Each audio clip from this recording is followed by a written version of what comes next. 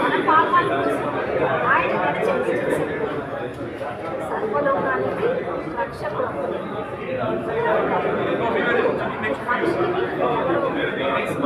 మనిషిని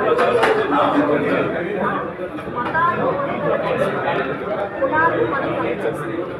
ఇవన్నీ మనం కలెక్ట్ చేసుకుంటే మతాలు కులాలు ఒకటే మార్గం. మతం కాదు, యేసుక్రీస్తు ప్రభు ఒక్కడే రక్షణ. ఆయన మార్గం సత్యము, ఆయన ద్వారానే మనం పరలోకానికి వెళ్ళగలం. ప్రతి ఒక్కరు భూమి మీద మనిషిగా జన్మించిన ప్రతి ఒక్కరు కూడా ఆయన ద్వారా పరలోక రాజ్యానికి వెళ్ళగలరు. సో మనం చేయాల్సిందల్లా ఒకటే, నీవు దేవుడు అని నేను నమ్ముతున్నాను, దేవుడు అని నేను నమ్ముతున్నాను, నా ప్రతి పాపాన్ని క్షమించు.